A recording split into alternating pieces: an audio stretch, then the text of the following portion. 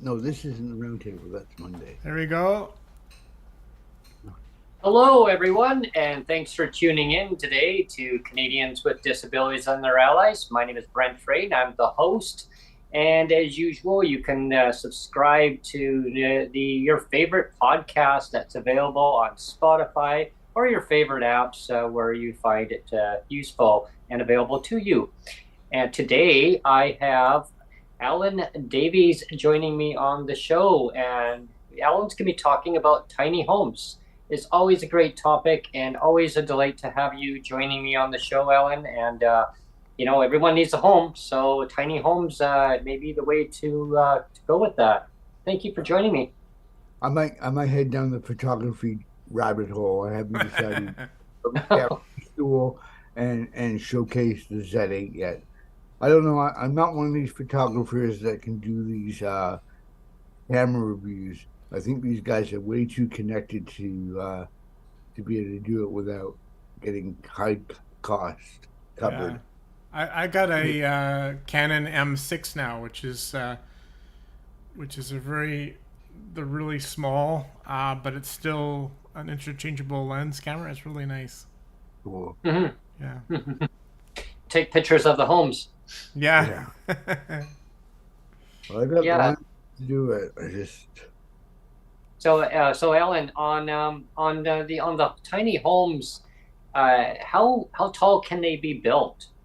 I think 14 feet off the trailer base is now that would depend, because a tiny home can be a container home, which means it's not running down the road, so it can be two container homes stacked like an L, right?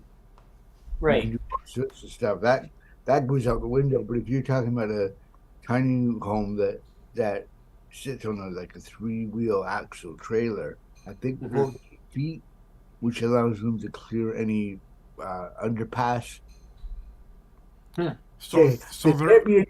They can't be much taller than I think a semi trailer. I think they have a certain height factor they have to stay within. But they're not all put together before they're dropped, are they? They don't come assembled. They're not all prefabricated. They're built at a factory. But then you have to pull them apart again and then reassemble on site, don't you? Or do they do that? That's only a container home, and most of these days, these container homes or prefabricated homes are built on site and are literally dropped off on the location, whether it's on a foundation. I was thinking that they had to I know that they build them, and then I would think for the most part they would build it and then disassemble and then drive them to the location, then reassemble them again. No. Yeah. Well, out here in Victoria, I know that there's the containers. They had a big crane came by and they dropped them off and then stacked them and then made them look like an apartment building. And apparently there's elevator in there and there's stairs in there. Wow, it's amazing what can be done with them. Yeah. I mean, they're doing all sorts of things where they'll take a container home and then they'll put a slanted roof that overhangs the whole container home. Right. So the big pillars, so it slopes, and then the container home kind of nestles underneath the roof. Yeah. an overhanging pitch roof. The water will. But I mean, but I think the ones on trailers come if you have someone build it for you. It's done on site, and then you got the DIY people that build them in their driveways, right? And then they either take them to where they're going to live, keep them, or they put them in the backyard and make it all fancy. So Okay. Yeah, pop-up homes just like that. Just and they can be done and built so quick too. that's what Toronto's calling those little carriage. Is that what they call them? The carriage homes? Carriage home, yeah. Carriage homes, yeah. Is that what they're calling them? Or is another word for them? I think they're calling them. Well, I think they used to call like the small houses like wartime houses, you know, like 'cause they were just little boxes, you know. But I'm talking Yeah. about the new rules. Yeah. Yeah. Ford gave people the ability to have three properties, three homes on one property, and they had a word for tiny homes, but they were like alleyway out because a lot of the homes like in Toronto, Oh. in Interesting. Hamilton, there are these little back road alleyways, and that's where people would go in to park. They wouldn't park in front of their house so much.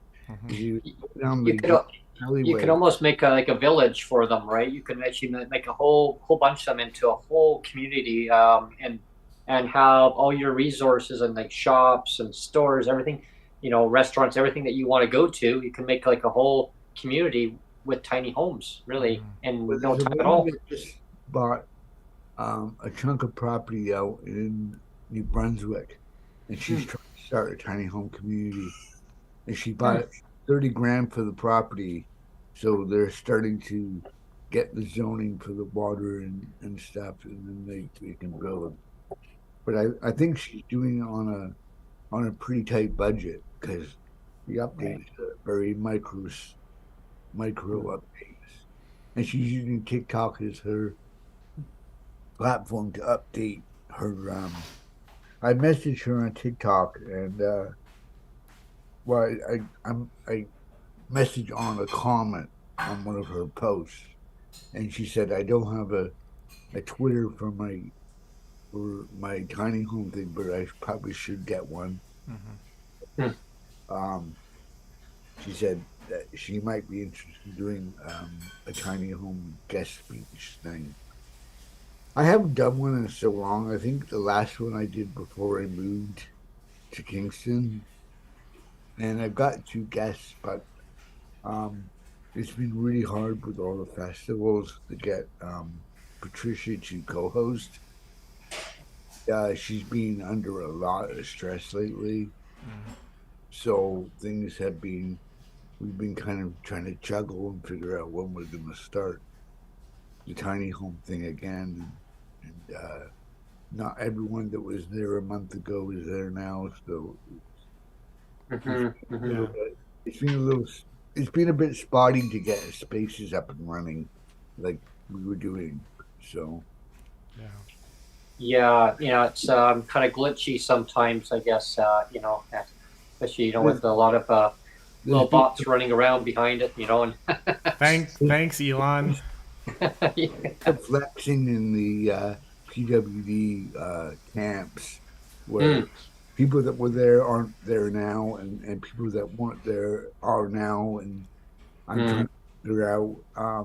I joined a Discord that Mitchell set up on the Discord server, and sometimes it's active and sometimes it's not. And I'm kind of a little bit in the dark of what was going on. Anyway, so we haven't done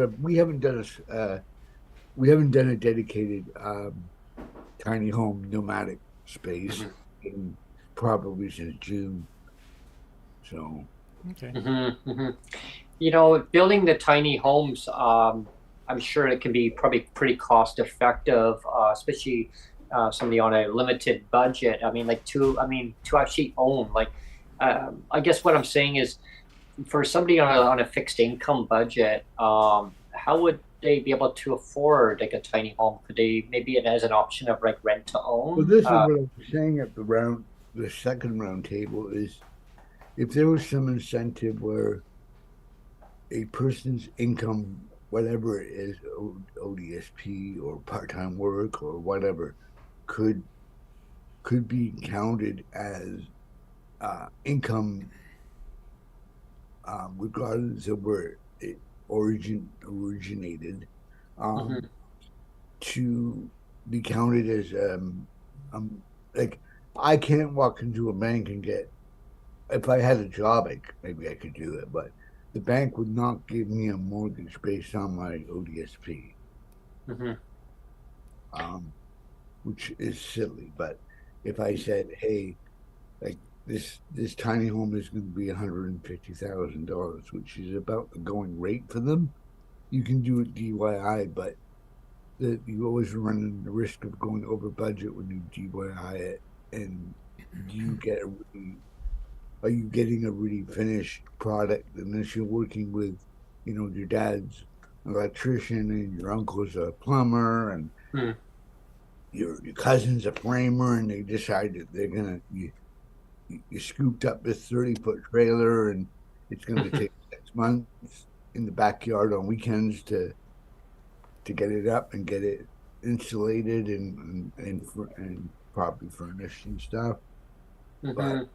if you're going to a company that builds them, um, there needs to be some incentive, just like it is getting a regular home where, as I was saying in one of the open mics when I was out by the water, um, towards the end there, if the Ontario government or the federal government said, we accept your disability amount as an actual income, we will give you X amount of dollars to budget your tiny home, say up to 200,000 is the cap, and then that that income that you get, instead of it going to a landlord, Right. is going to the mortgage company directly. Hmm. Well, Absolutely. the mortgage company's going, okay, this guy's paying us $1,000 a month. He's gonna live in it. And the mortgage rate is 10 years or whatever it is, whatever percentage. And then you've got some sort of incentive to landowners where just like you can apply for the dental benefit Hmm. or whatever, the workers benefit or whatever it is that you can, maybe they call it the national landlord or the national property benefit, right? Hmm.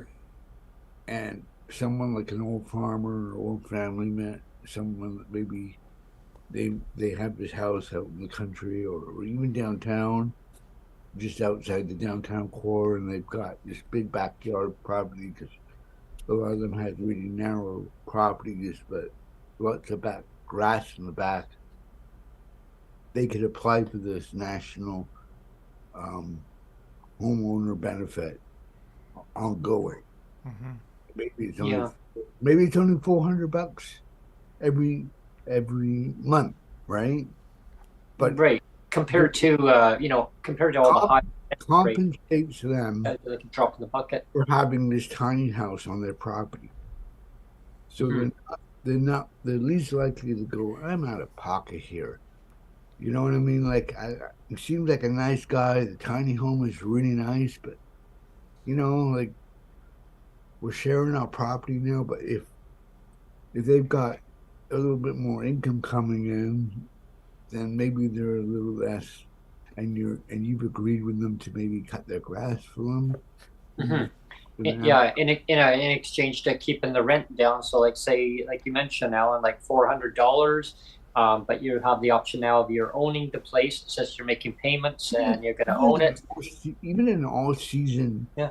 even in all season, what do they call the motor, the mobile home where there's already mobile homes, but they have certain spaces open where someone could put their tiny home because that's very Hmm. common in states where old Mobile parks. these old mobile homes are now starting to integrate tiny homes into the Hmm. mobile parking, and maybe that's happening in Canada. I don't really know, but they could apply for the home benefit, whatever it's Home homeowner, benefit program. whatever Yeah, they yeah. call. Whatever magic word it is that they want to use. Yeah. So now you have someone who's on fixed income. They're instead of them burning their money in a bucket every month, paying $1,000 Hmm. a month. They have electricity, they have water, they have sewage, they have security, they have a parking spot if they need it, Hmm.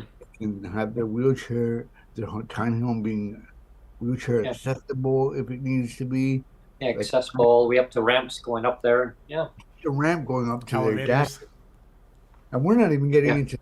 we're not even getting into these tiny homes that are smart devices where they have a key fob and the key fob, as soon as they tap it, opens the sliding doors. So when they go up the ramp, Hmm. and they got groceries, they can just tap the key fob on the edge of the ramp, Yeah. and the tiny home main doors open and up they roll, right? So Oh yeah, that sounds great because I mean, um, tapping a key fob against the door, a mechanism on the door, and then now that tap it again, now the door opens, and then and you well, go. yeah, it could just be a little round. It could be a round little disc that they or a motion sensor thing that just looks like to the invisible eye, to the naked eye, it just looks like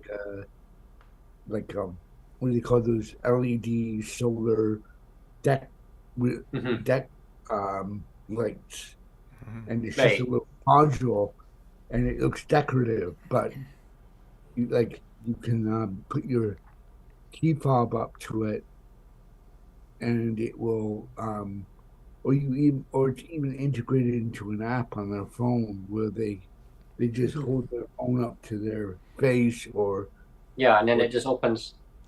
or they double tap their phone or whatever it is to if if they're blind or whatever, it's sight Yeah. impaired. The phone may not read their face ID, but they can put in their phone password code, Hmm. and that Open oh door. yeah, right. Yeah, I I'm mean, yeah, Siri yes, either you either look at the phone, if you can speak into it, or yeah, if a they can. person's deaf or sight impaired, then there's mechanisms of accessibility options on your phone that you could use, right? There's my home care kit, right? I've Oh, got two lamps and my TV on it, so you can go, hey, you don't have to say hey Siri, you just go Siri or hmm, Alexa if you're on Android and say, open my front door, right. and It's so handy. yeah, Or you Right, can get your wife to do it. right. Right. I remember a building that I lived in, and they had the fob system where the door would open automatically. The sidewalk was a little bumpy on the way down, but they did have the fob system on it, and this is an older building, and it was neat because you didn't have to use your key. You just boom, and then boom, the door opened, and then when I moved to a brand new building, Ellen, go figure, nice ramp all the way up, and they don't have a fob system. Crazy. Because the owner didn't want to invest in it. I talked to the developers and who built it. Why isn't there a fob system? Because the owner didn't want to invest us to pay that, and it would have only cost them less than $1,000 to install it in. And now, It's if they were to crazy. do it now later on, it's now going to cost even more. Oh, Yeah. I know our co-op had a key fob system for all the gates and stuff when mm, it was downtown Toronto. It was a landmark building, so mm, it took a lot of fixing because they were when it was first built. The Orange Cliff Co-op was four big bedroom units, like 4 bedroom units, Mm.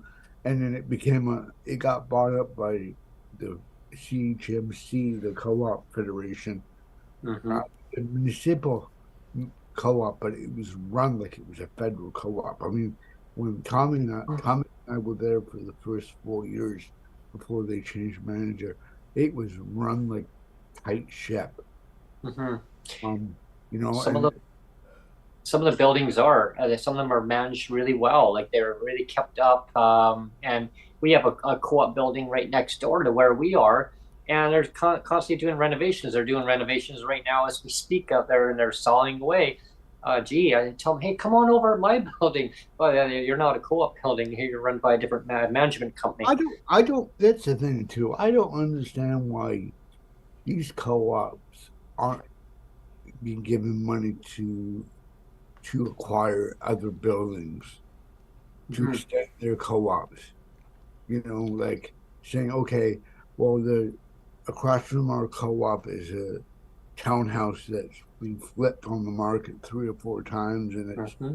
it's a little older and it's a little more tired, and I think we probably have to drop $1 million into it, Mm-hmm.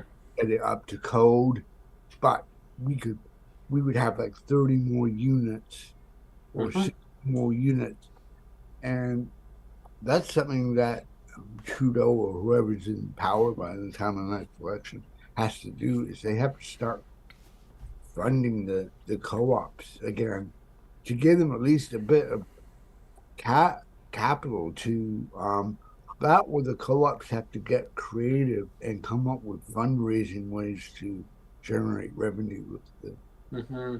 See, the federal government, they were in the game of housing decades and decades ago, and then they got out of it. And now look what we have. We have a housing complete disaster across the country. we have a SHITIE show going on. Yeah, yeah, and then they wonder why It, people can't afford. it's a cluster bleep. It's a Yeah, cluster. yeah, pretty much, pretty much. You know, there's now our housing minister in BC. They're working with the private sector. They're working with the nonprofit sector, like not for profit. They're working for the for profit sector, which is amazing because they're working with all sectors of the housing. So if people want to be under the government housing, meaning RGI, rent geared to income, or they're working with the actual sector where people are paying market rent. So if market rent is, over $2,000, 3,000, 4,000, in Vancouver it's 4,000 for a two-bedroom. It The needs to three, be a high. There needs to be a hybrid middle.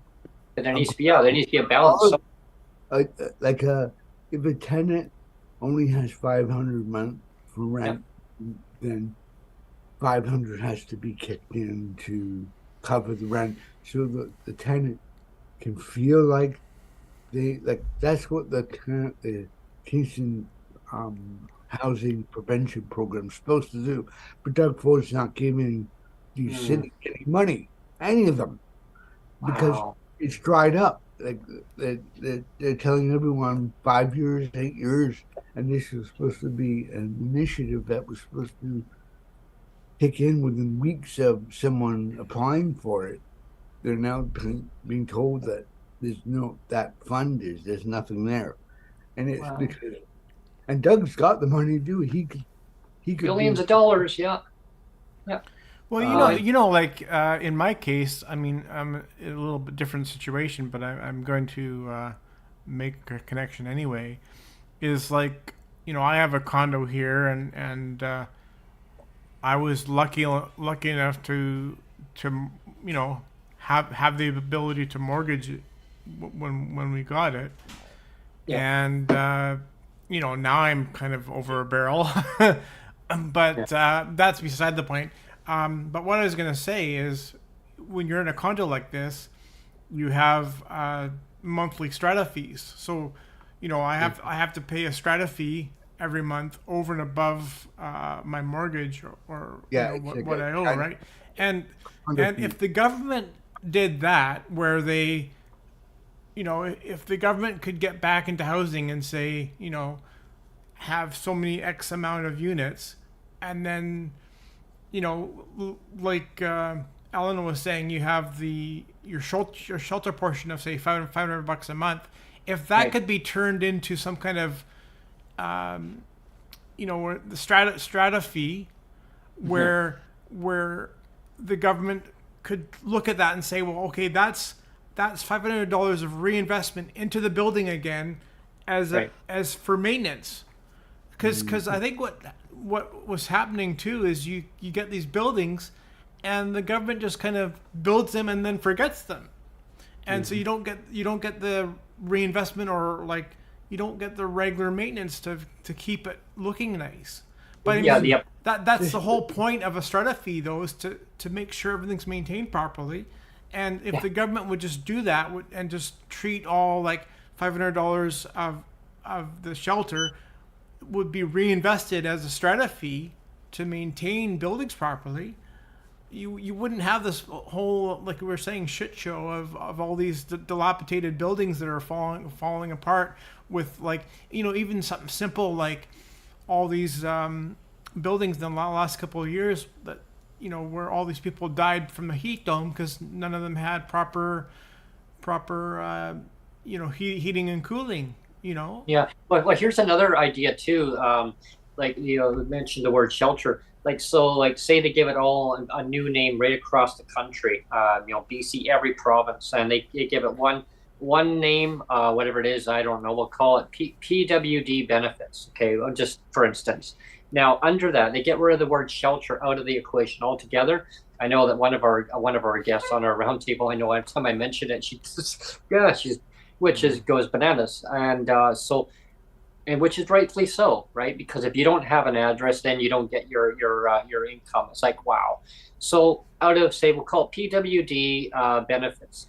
So, but out of that new name, okay, there's a portion of, say, that $500 that we're talking about right now. So out of that portion, which, I mean, it could be allocated for if a person wanted to pay a strata or like a maintenance upgrade, but have that option of owning their own home, but paying that small portion if they wanted that. If they didn't, then they could just use their check for your rent or wherever your accommodation may be. But you have that option of that low threshold of opt out, to say opting in, opting in, opting out, bus pass. This But sounds like a bus pass. I was going to say that sounds like a bus but have pass. that option of saying yes, I want to be part of that program, or no, I don't. Right now, I don't, but I want to keep it as an option. I think it could be good. I think one of the problems in Toronto is, and I'm sure the owners of condos and these guys that want to build all these condos all over the city are rubbing their hands. It's these older buildings that Cadillac Fairview and have owned for years, and they were built in the 70s, and they're not maintaining them. And the landlords just hope that people will move out of frustration. Yep. They refuse. Like I remember I lived in Jamestown, Toronto, which was a cluster, 10 high rises, something like that. With front, and they did a big renovation where they took the ugly overpass walkway out, so it was more looking less ghetto, I guess. Yeah, is the word. But 80% of the time, of the 3 elevators we had running, 2 were okay, and 1 was take your chances. Yeah. I got stuck in one, and they were never the 3 the same. That's what they call the elevator, Ellen. They call it the elevator. I got stuck in one, and my son was in bed. I had gone downstairs to throw the garbage out because I was on the 17th floor. Oh, just throw it over? And I wasn't facing. Yeah, I couldn't drop the garbage over my balcony and have it hit the dumpster. I was on the wrong side. Whoops. Watch your below. So I jumped. I went down the elevator. Everything was fine. Used my buzzer key, threw the garbage out the back in the dumpster, came back in, called the elevator, got up to about the 10th floor, and the sucker stopped. I was stuck in that elevator for 2.5 hours. Oh my gosh. And I'm talking to emergency services. I came down to put my garbage out. I have an 8-year-old living in my building, in my apartment, who's asleep, and I'm stuck in an elevator. Oh, we'll get you as soon as possible. Oh my gosh. Almost in the pitch dark for 2.5. Oh Yeah. man. And I talked to the management company. She said, "Well, they don't fix the elevators. It's not our fault." And it's like, yeah, but it's your property. It's the owner's fault for not maintaining the building to the point where people aren't getting stuck in the Well, elevators. actually, that reminds me. I've mentioned this before on a previous podcast. It was a while ago now, but I don't know if you remember, like maybe 3 or 4 years ago, there was a building, and the landlord did not. The elevator broke down, and this was over Christmas, so it was like maybe a late November, early December, and the elevator broke, and the landlord didn't want to fix the elevator, and there was like lots of elderly and lots of disabled people in the building, and the landlord said, "Screw it, I'm not fixing it," and it stayed broken for like it was Months. months, Well, like at least rent- 2 or 3 months, rent strike. you know. In Toronto right now. And this was like over Christmas, and so it was like Merry Christmas, Wow. you're stuck in your building. Too bad. Well, they hope that the owners, the guy that owned my building, because it was owned by Cadillac Fairview at one point, but they sold off Jamestown to independent buyers. So Mm. you have 3 or 4 different, and this guy was, I would call, the definition of slumlord. He Mhm. showed up, he showed up the day I moved, and Chris and I had tucked the U-Haul truck in on an angle because we were doing it ourselves from Niagara to Toronto. We did it ourselves. So we weren't in his way at all. We had a huge space before the parking spots on one side of us, and the building right almost snug up. So we weren't in the way of people coming out or anything. We were we were occupying that. We had an elevator locked off, but beyond that, anyway, this guy pulls up in this gold color Cadillac, pulls in on an angle, taking up almost 2 spots, gets out. He's got gold chains, leather jacket, and he just looks at us like we're trash. I pity the fool. I'm talking like Almost like a living I own snake. I own this building, and I also own a few jewelry shops. Don't tell the tax man kind of guy. In the fancy sweater he bought from the Bay. Just this guy was sleazy. He was the poster child for sleazylandlord.com. And That's when you like to have those little spike belts right underneath it, so when he drives away, bang. But it made me Yeah. realize there's so many guys that and they come from. Some of them live here, and they just buy up these older buildings Mm-hmm. from foreclosures or handshake deals or whatever it is, and they get them on pennies on the dollar. Yep. And I mean, there was a guy on City TV, and he's kind of a pit bull. He goes after Doug Ford quite a bit. Like, what is this guy doing? Like, especially during the Greenbelt thing.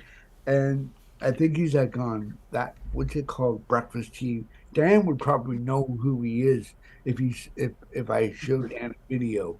Mm-hmm. This guy's he's quite outspoken on political stuff in Toronto.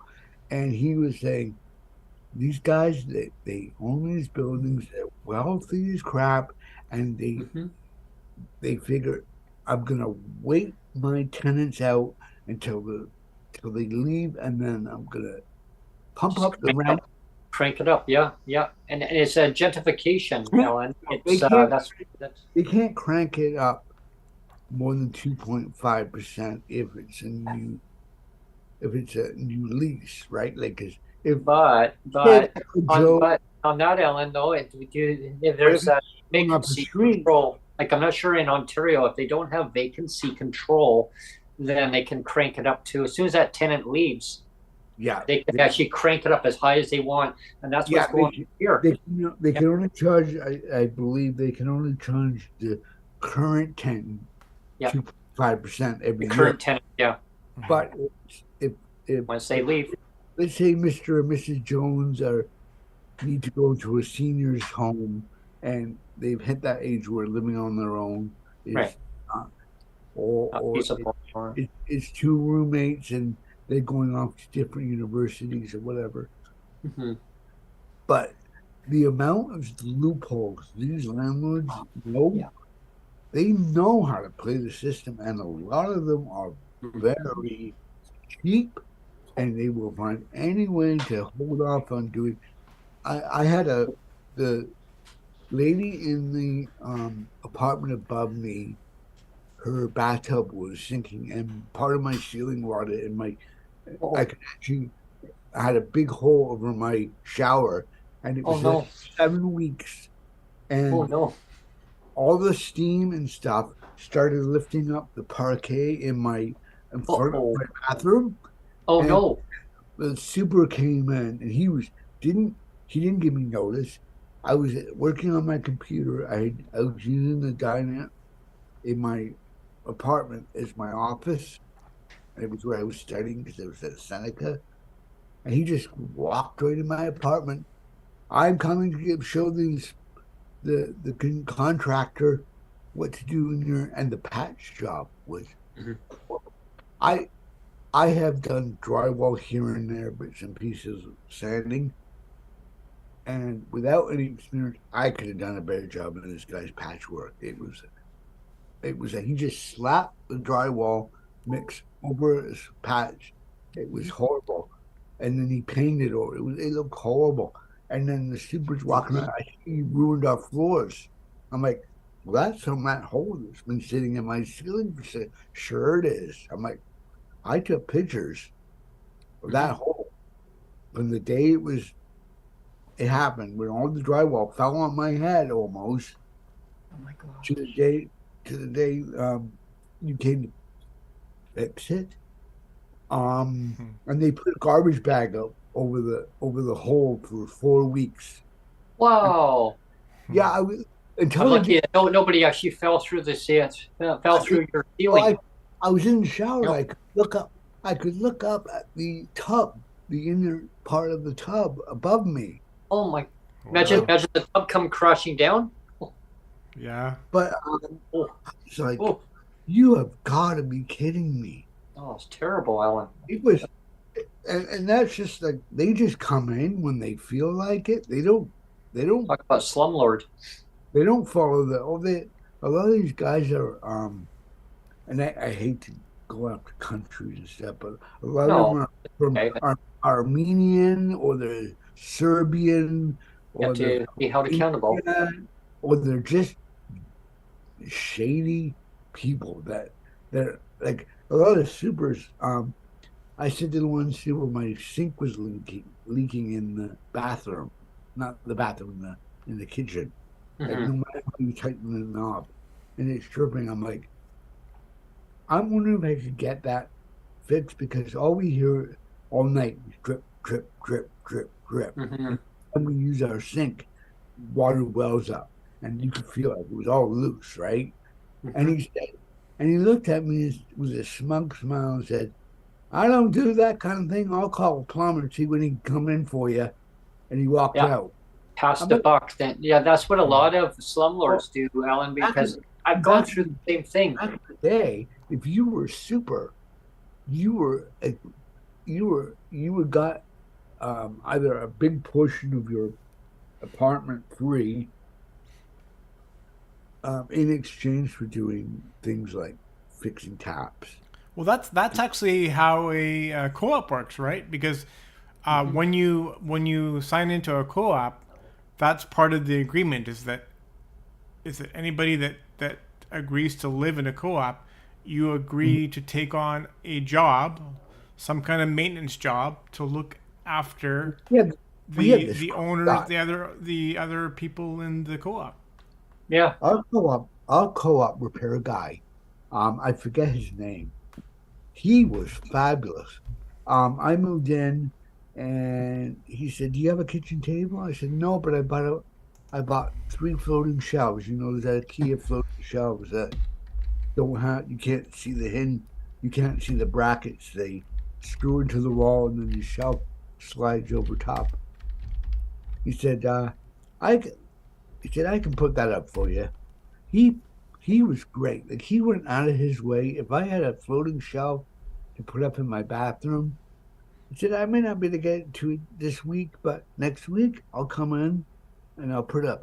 And I remember um the holes that came in the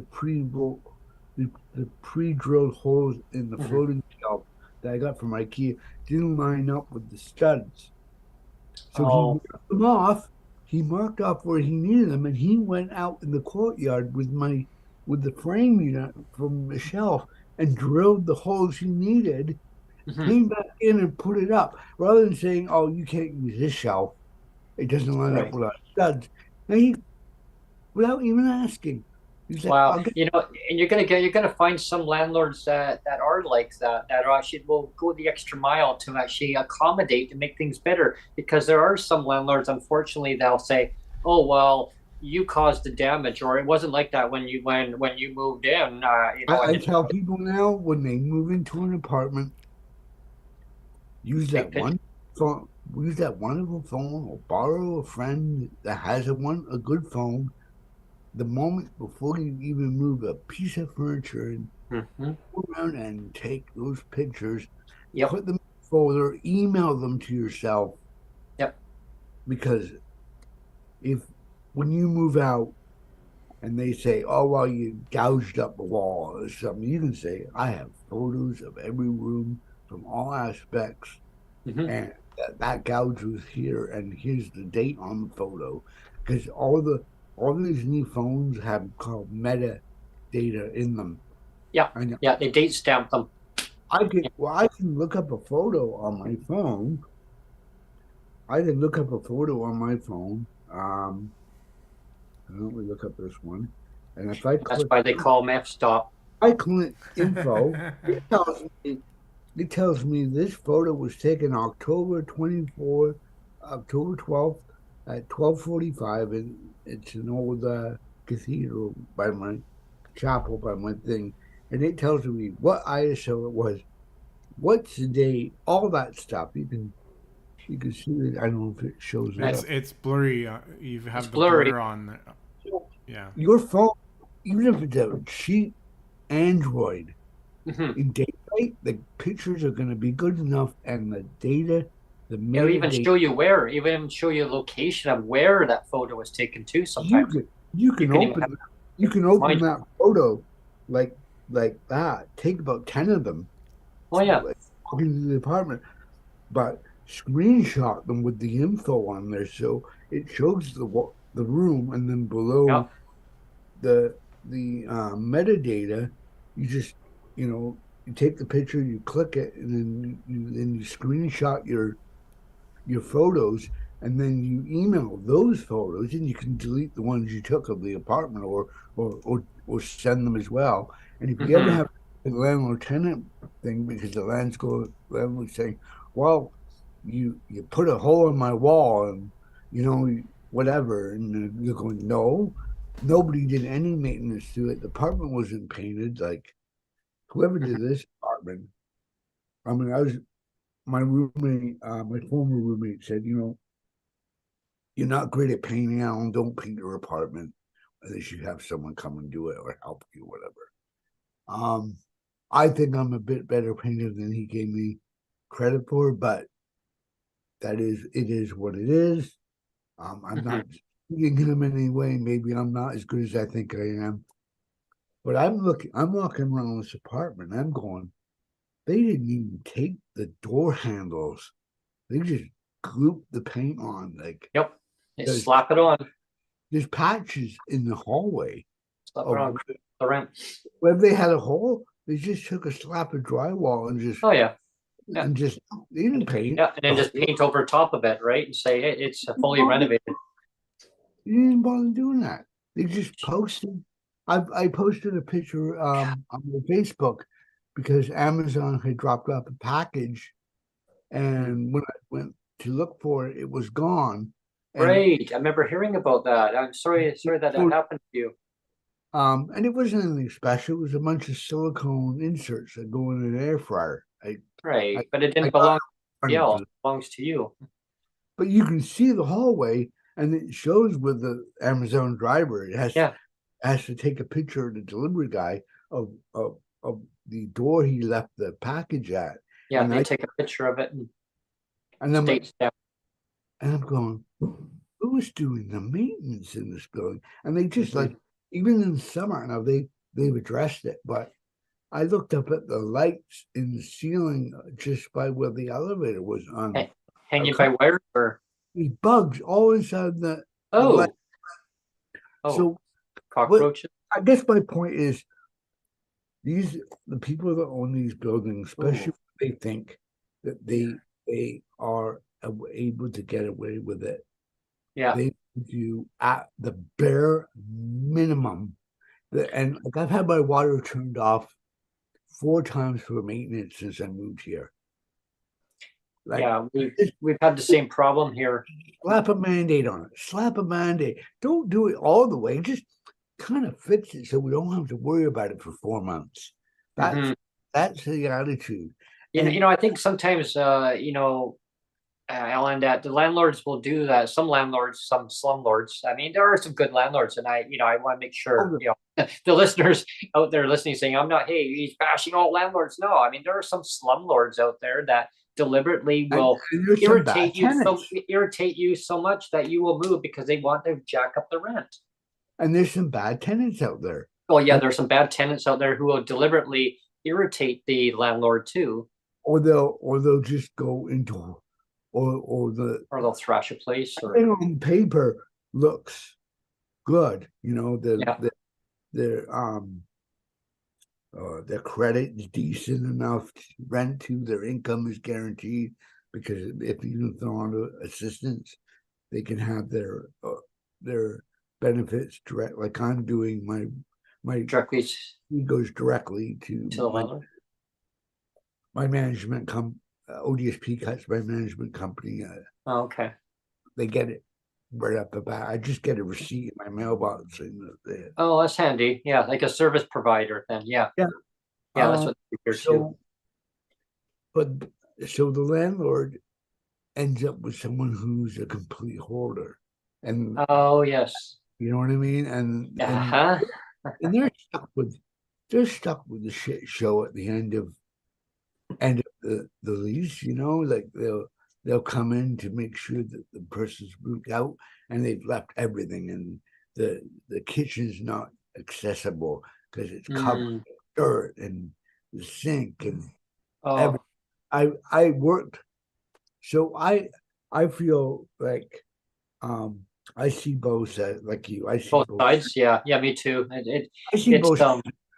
I see the eh, I've had wonderful, but the co-op treated me and my son really well. mhm, Um, I've had apartment buildings I've lived in over the years that the landlords were really decent, mhm. and I've had some landlords like where like as soon as they got your money, they won't do squat. I've had landlords where they'll say, "Well, I need to get things fixed for myself first, and then you as a tenant, you'll get it fixed." I've had landlord where they've managed to vacate two units, 2 floors of a building because they wanted to get their quota, a brand new building, before we moved to Victoria. And now we're here where, yeah, if it doesn't need to be fixed, we don't want to hear from you. We just want to collect the money. But I'm fortunate that we have a roof over our head right now until we look at options where we can relocate back to the mainland because that's where we want to be accessible transit, having everything around Is us. Langley a part of Vancouver? Uh, Vancouver downtown yeah, kind of? Is it more? yeah, it's part of Metro Vancouver, but Victoria, we're just across the pond, so you have to take the I ferry never made it over out there. to Victoria. When I was there in '96, I made it to what's the name of the island? And yeah, I remember there being a big propeller. It's like a fishing market. Um, and there was this big propeller. It was kind of like a landing dock, maybe for the ferry or something. Oh, that'd be that's probably Vancouver. That's probably the um It's yeah, that's it's very touristy almost, and there's this almost this bridge. Is it Oh yeah, that'd be the that's the Lionsgate Bridge. That's maybe that'd be in Vancouver. Stanley Park. I just remember the big propeller, and I was there in like '96, and there's this huge. It was kind of a wharf, and there were Yeah, little stores and all this stuff, but it was I can't remember what it's called. more Twasson. It was Twasson's for toward Victoria, but Big Wharf, yeah, like an area. Yeah, you're probably looking at. a restaurant. There were little restaurants but I just remember the big.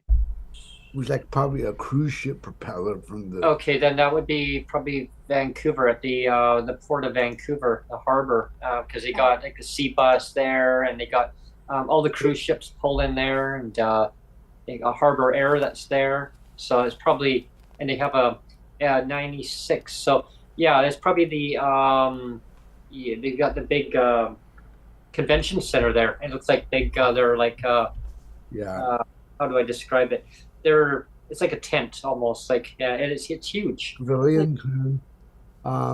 Canada Place they call it. I don't remember much of Vancouver. I only kind of Pretty spent. sure that's- I spent about a week in Vancouver, and we went to a beach in Burnaby. So I was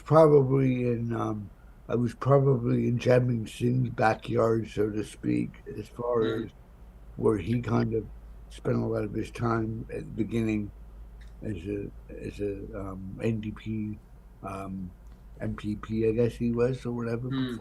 Oh yeah, yeah. Vancouver right now is almost like a ghost town, right? And a lot of people call it because it's so expensive. And now I hear that there's talk about rezoning land to basically make 3 to 6 plex housing. Yeah, I don't know what's going to happen there. It was dreadfully expensive when I went there. The only Oh, thing it's a lot more expensive now. even that was even '96. The only thing that in '96 I remember is that you didn't have to pay first and last. You had to pay first and half of last. It was Oh, like rent and a half. well, right now, Ellen, it's $4,000 on average for a for two Yeah. bedroom unit, $3,000 for 1 bedroom unit in Vancouver. Well, Tom does janitorial work, right? Yeah, Tom, the basic income guy, and that's right. I always make the point like you have all these millionaires living Mm-hmm. downtown, and yet they're like, well, who's gonna clean our toilets or something? And it's like, well, the only people that can clean your toilets are people that are busting it in from like Chilliwack or something, because no janitor can afford to live down in Vancouver anymore. So if you want janitorial staff, they're all coming from like Chilliwack, who Yeah, knows or where, Mission, or Mission or something, right? but even then they get stuck in the traffic and then they can't get out there in time and then they lose their job. Well, Yeah, that's it's just 4 jobs down the drain. I mean, we talk about trickle down all the time. Well, that's a huge trickle down impact, right? It's like if you can't, if blue collar workers can't afford to live and operate in the same space as people that have a lot of money. I mean, I'm not begrudging people that have money. If you have money, great, but you still have to have, a cross section of housing available for all walks of life in every community, right? That's including Vancouver. You can't just make Vancouver. It's all for yuppies now, all for people that have millions or billions of dollars. Because Yeah, it's almost like the haves and the have-nots. But here's the problem. My backyard. Yeah, it is the and it's that's like why tiny homes. And I'll have to have you on again, as a follow up on the tiny home stuff, Ellen, for sure, because we're going to get into the transportation issue connected with tiny homes. because we're all kind of leave off on the topic of it is basically Neil has made a good point of that if you're commuting too far and you can't be in the community that you need to work in. Now there's a problem. If you're spending like 2 hours in commuting time because you can't afford the home in that community, there is a huge disconnect. Now, of course, the Trans-Canada Highway, there's talk about expanding it from 2 lanes, 3 lanes, but then it's bottlenecked right into like just 2 lanes going further eastward in the valley.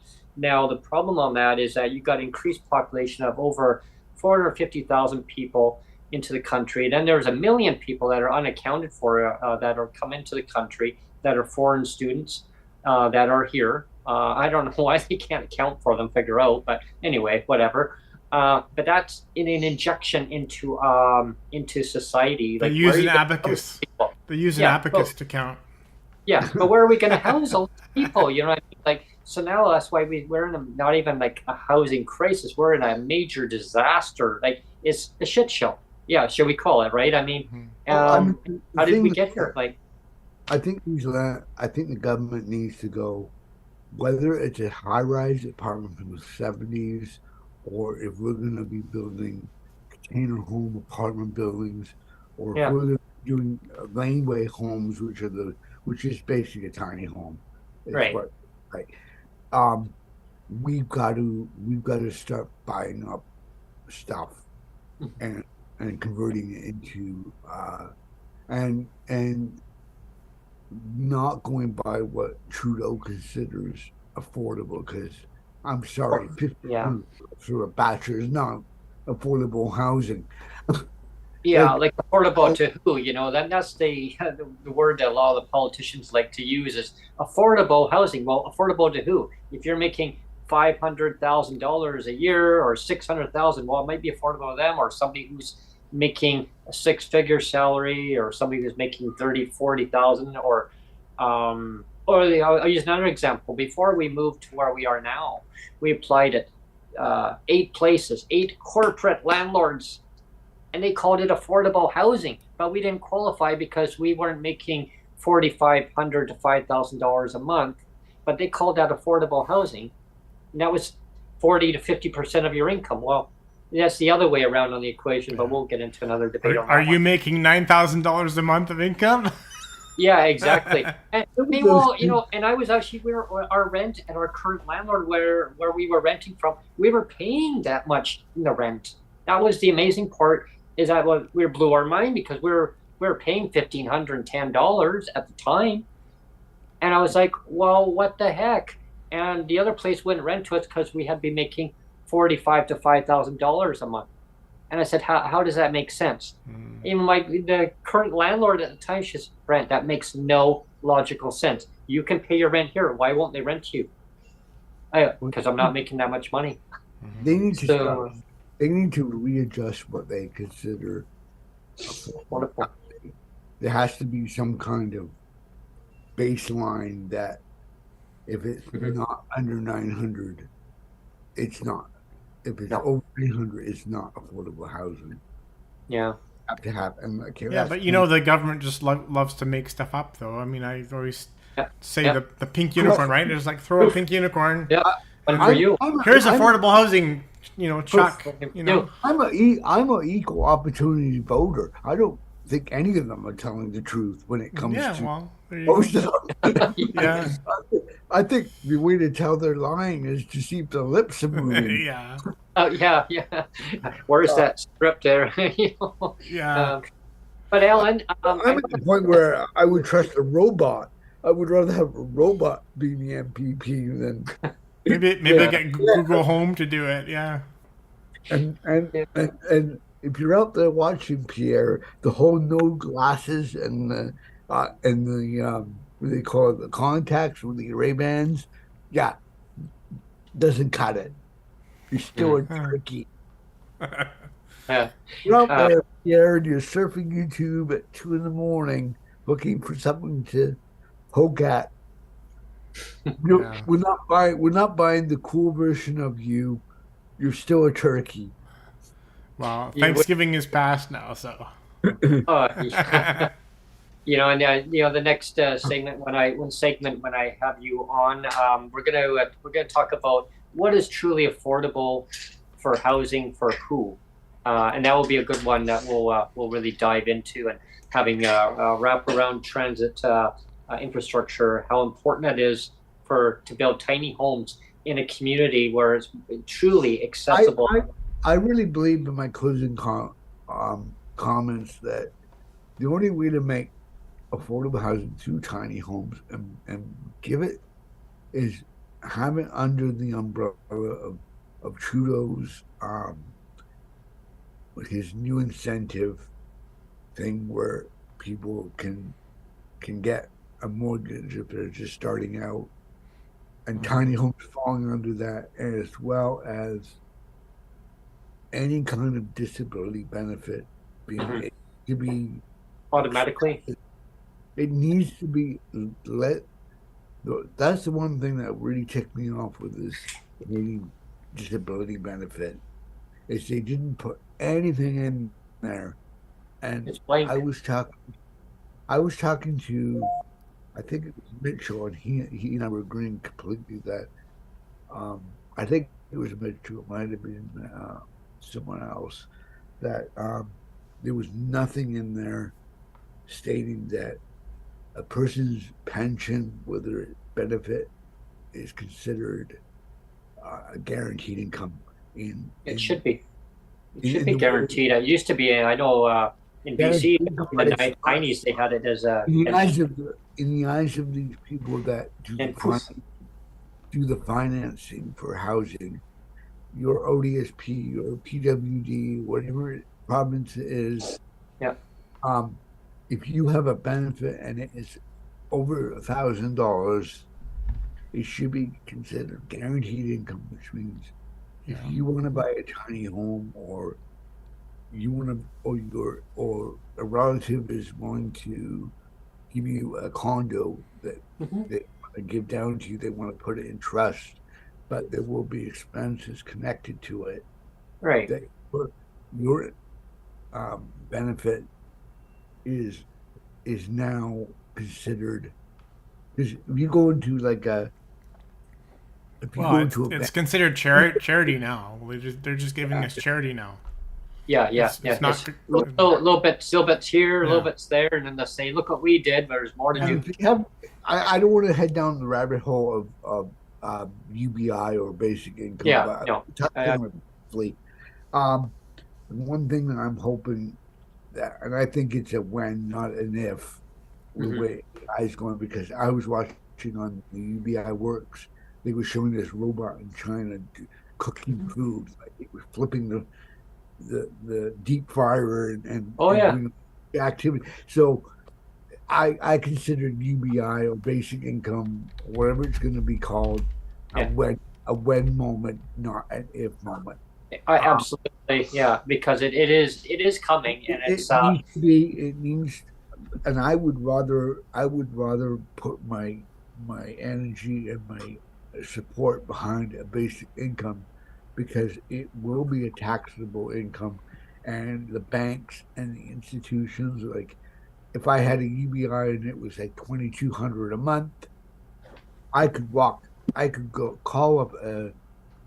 I could call up a financing place. Like we had that guy on. I think one of my things. His name was Dave or something. He was on one of our nomadic things. He did all the financing for tiny homes in Canada.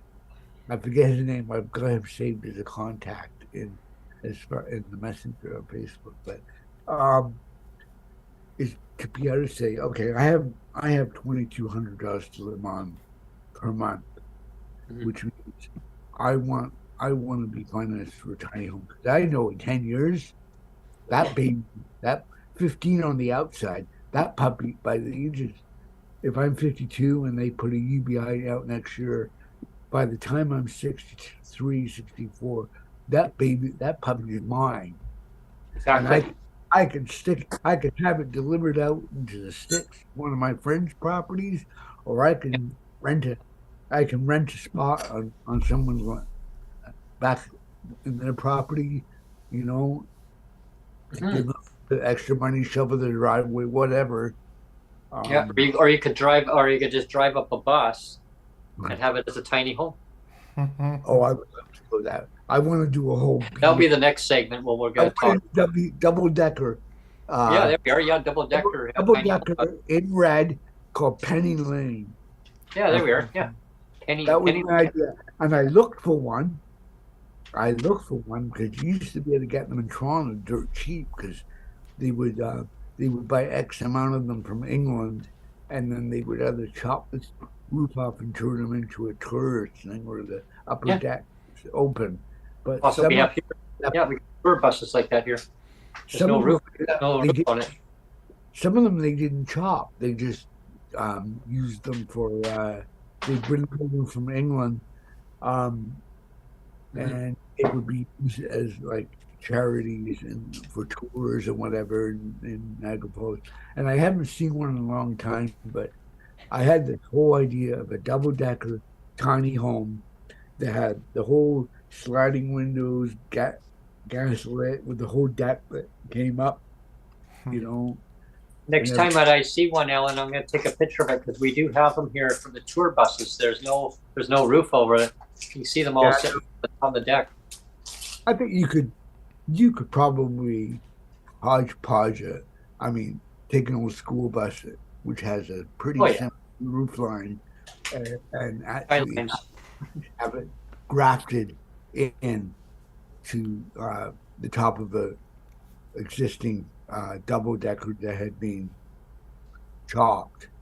Just And call it chances tiny home. Sky's the limit. Well, I'm old enough to remember, and you are too, Brent. That in the 70s and early 80s, um, Vancouver was kind of a sleepy town, really. I mean, every everything was kind of like all your costs were kind of depressed. Like Vancouver really wasn't an attractive place necessarily, right? I mean, it was like just Brandy hadn't come in yet, right? yeah, and like you said before, like Expo '86, kind of everybody came then, and like Yeah. then the lights turned on, and everyone was like, oh, Vancouver. Yep. But before that, Vancouver was kind of a sleepy town, It was. and like when my parents bought their place, they had in Burnaby, it was like I think they bought in maybe '66 or something, a couple of years before I was born.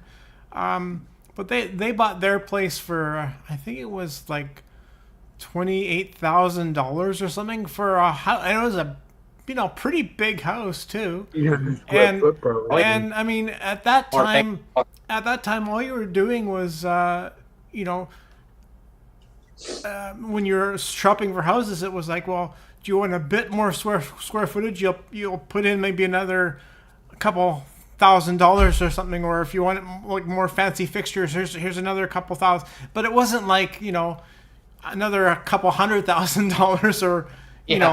kind of thing, and I don't know, things are really out of whack now, and you just think, well, Parents, my parents, if governments had a crystal ball like all those years ago and thought, well, wow, things are really going to get screwed up, you know. my I was parents, watching a segment, and they're talking like when the economist says, "Oh, the prices are going to go right back where down again." No, they're not. No, Yeah. no, never. they've been there, done that. They're going to keep going up. Here, Yeah. there was a time when my bachelor apartment would have been, and that's not too long ago, 8 years ago maybe. This apartment I'm in now would have been half of what I'm paying now, 650, 700, maybe. Um, and renting a room was like 300 a month. You can't even rent a room in a small suburb like Welland, Ontario, 10 minutes from Niagara Falls, Ontario, for less than 1,000. It's just pure greed, and it's opportunity. It's financialization. I encourage people that are listening is to check out. It's a documentary from Lalani Farha, and it's called Push the Film. Lalani Farha is the lead person in the documentary, but Frederick Gurton is he's actually the editor producer for the documentary. A well put together documentary, and it's about the gentrification and the financialization of the housing market. She used to be the housing rapporteur, and now she's actually more involved directly in bringing the awareness of all the inequalities. And she's, I believe it's for Push, but yeah, I'll have to get more information on that for you. But who's the better editor and producer, Brent? Well, we have the editor producer right here for Canadians with Disabilities and their Allies. Neil, yeah. And the show's over. You have to pull the plug now. I want to yeah, exactly. I want to thank you, Alan, for coming on today. It's always a pleasure having you on. I didn't get into the photography stuff. That's okay. Next time. Next time. You and I can show off all of our camera gear. Yeah, for sure. We'll do a quick. There's been a lot of people lately have been asking about a documentary. I've been hearing about it, saying like, where do I find out more information about the housing crisis? And I keep referring people back to it. I will post it out on people who do have access to Twitter. I know that Elon calls it X. I still call it Twitter because that's what it is. It's Twitter, people. So, and I'll call it, retweet. He calls it repost. I call it retweet. Retweet, like. I'm writing on stone tablets. For the people that don't know, I've quit Twitter, so I haven't blocked everybody or anything like that. It's just that I've left Twitter. I'm actually, for people that are listening to the podcast right now, they might have been confused, thinking, well, like, because Neil had put a posting out, like told me to put a posting out because he left Twitter. I'm still there. I said that I'm here. I decided that I'm on Twitter. I'm still there right now. I don't know for how long. I'm going to be there as long as I can. Now, if something happens that I'm not on Twitter, I want you please to subscribe to Neil Matheson's YouTube channel. You're going to find the latest podcasts for Breaking with Brent, Traveling segment, Coffee Time segments, you name it. All the shows are here. Actually, and this is a good plug now, actually. With this episode, Alan, you are episode 57. And with this episode, I've now got 300 videos. So this is the 300th video. Your episode, Alan, is the 300th video that I've posted on the channel. That's a lot of content. So people, if you come to the channel and say there's nothing to watch here, we'll start and go through all 300 videos. There's a lot. There's all your Breaking with Brents. There's all kinds of stuff. Like when you were on Twitter Spaces, you did about 100 shows, and we're a little bit slower this year. We're only at 57, but at the same time, I think overall we've actually put up more content overall compared to last year. If you think about it. Well, yeah, we have put a lot of content out, and there's more content to put out with more people joining onto the show. And regardless of their their viewpoints on advocacy, I welcome all different viewpoints on advocacy for sure, right? And join the show. I mean, that's what it's about, is bringing the awareness, bringing the inequalities, lived experience, and then we bring it all to the show. As an ally, as a person with a disability. We must end legislative poverty in Canada. Poverty has no place in Canada to exist. It's legislated by the bureaucrats. I think we have a really, I'll leave on this note, so to speak. I think we have a really good opportunity with the fact that Manitoba now has its first, not only an NDP, but its native First Nations leaders. Right. And I think we have an opportunity as people with disabilities to see if he'll push to do basic income in Ontario, in In Manitoba. Manitoba, yeah. I believe that if we can get him to do it, PEI might catapult theirs. And if you get more provinces, Hmm. they have conservative parties, they'll feel the pressure. Hmm. And if the federal government starts going, well, we'll do more transfers to the provinces that are doing a basic income, you'll start seeing conservatives going, oh, we're going to launch a basic income. Oh, exactly. Remember the time we used to joke Playing, around about kicking the door down? Once you kick that door down, right, it's like a domino effect, right? Yeah. well, that's what I'm Yeah. thinking. I'm thinking if we can, The door's open a little bit. Just kick it down. Yeah. Just kick it down. Every other province is going to follow it. So Yeah. Manitoba is the one to get it going. In Manitoba, and if we can get them to go, listen, AI is coming. You know it's coming. You represent First Nations people who have been living in abstract poverty.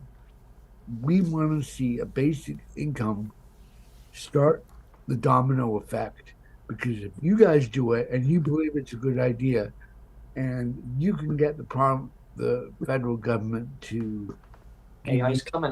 more transfers as an incentive. It doesn't have to be maybe 500,000, or I mean, consider the amount of money that they're sending, that they sent Ukraine. Oh, I know. Right? They sent a third. That could go toward a basic income. Yeah.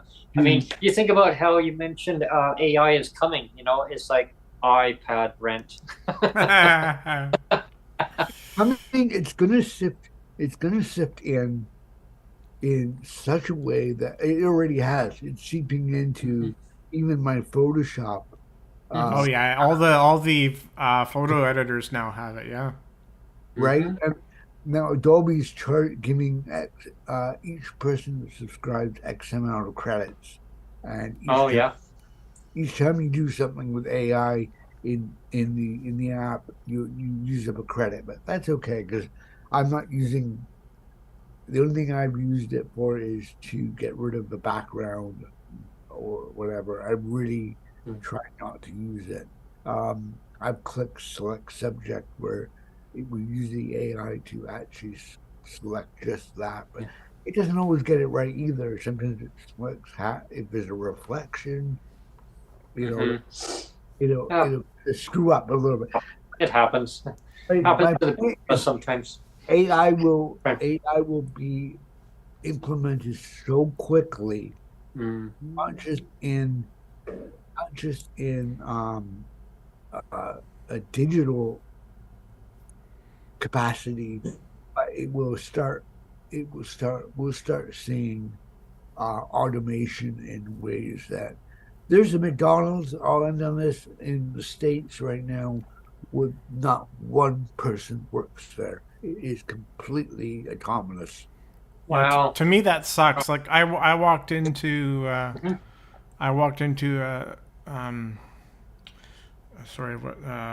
Shoppers Drug Marts now. I have a Shoppers by my house, pretty close, and you walk in there and they don't even have anybody staffed there anymore. They just have like this one line by the door where you can just scan your item, and then you walk out. In the pharmacy in the back. Yeah, it's just crazy. Wow. There was a show that I was watching just a couple of days ago. There was a little clip, and then it was actually a little part on the news, and it was talking about there's a place, a couple of shops in the U.S., I believe it is now, that testing this, where this is scary. There's no employees working whatsoever, and actually you just go through with your card. And you just tap it. You grab out of the cooler or whatever it is, and it was actually an Amazon. That's what it was. It was an Amazon store. Yeah, to me that's scary shit. Like, you're gonna see it. The cameras are all watching you though, so they know marketing. what you're grabbing, so there's Yeah. no discrepancy of saying, Yeah. well, did you grab this or that? Wow, We'll start seeing it in places Big like Daddy's watching you. Canadian Tire. I think people have forgotten, or governments have forgotten, that human beings are human beings for a reason. We need Yeah. human interaction. We don't need Yeah. interaction with computers. We need human interaction. Yeah, The more humans you remove from the equation, the more we become not human. And I don't think that should be the goal, to become Yeah, less human, right? Well, I Yeah. mean, I think we're going to I start am iPad. That's right. in the US. Resistance is futile, Brent. yeah. Anyway, we got to wrap up. So Yeah, Alan, I want to thank you so much for coming on. We'll catch up on the next segment where we left off. Yeah, we're talking robots. Yeah. And Yeah. Exactly. Yeah, that'll be a great topic we'll get robots into. sending the greetings. yeah. Okay. Greetings, Alan. That's right. It'll be just a little machine with a tablet on its Yeah. face. And you walk into Thanks, all everyone. the- for tuning in Thank you, today. everyone.